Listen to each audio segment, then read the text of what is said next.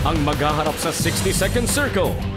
Sexy cover girls, Jem Milton and Jazz Manaba versus ang bagong henerasyon ng mga komedyana, Karen and Alora.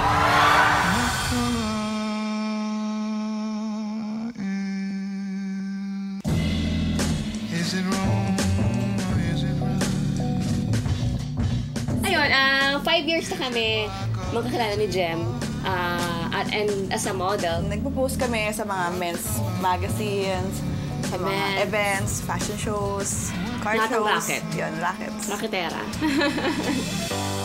Shine bright like a diamond. Shine bright like a diamond. Nag-start ako maging komedyante nung college ako. Kasi may theater org ako, ang forte namin ay comedy sa UP Repertory Company. Ayun, tapos sumali ako sa Clownin ng Million kasi lampera eh. Lampera sa org namin. Eh, may production kami. Ako yung presidente, di ba? So, umaksyon ako. Sumali ako sa Clownin ng Million. Tapos yung mga unang pinapapanalo ko, binibigay ko sa org namin para may pera kami, matuloy yung production namin.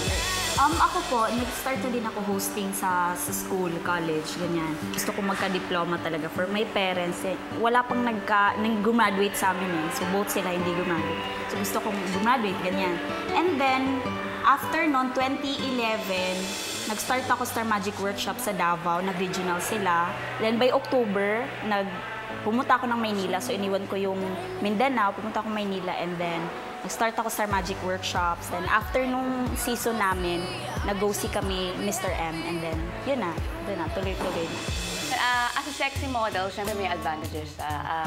Ang isa doon, syempre pag nasa mall ka, mas ikaw yung pinaprioritize, ikaw yung pinapauna sa pila. Pag sa gamikan, naming libre, maraming nag-picture, nakaka-touch din. Medyo judgmental yung mga tao. Issues, maraming naninira, pero yun, ganun talaga. Kaya rin naman namin magdrama. Yun lang, maarte lang kami. Gusto lang namin happy-happy. Kahit gustong-gusto mo na yung role ni Ann Curtis, hindi talaga binibigay sa'yo.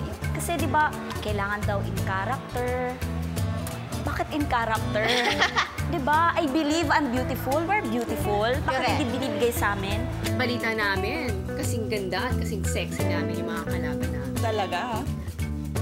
Ano ba? Dibdiba ba ang labanan na to? FHM girls, tip-tiban pala. Well, we'll see kung sino mas magaling sa akin. Hindi ko kayo tatalikuran, tandaan nyo yan. Haharapin namin kayo.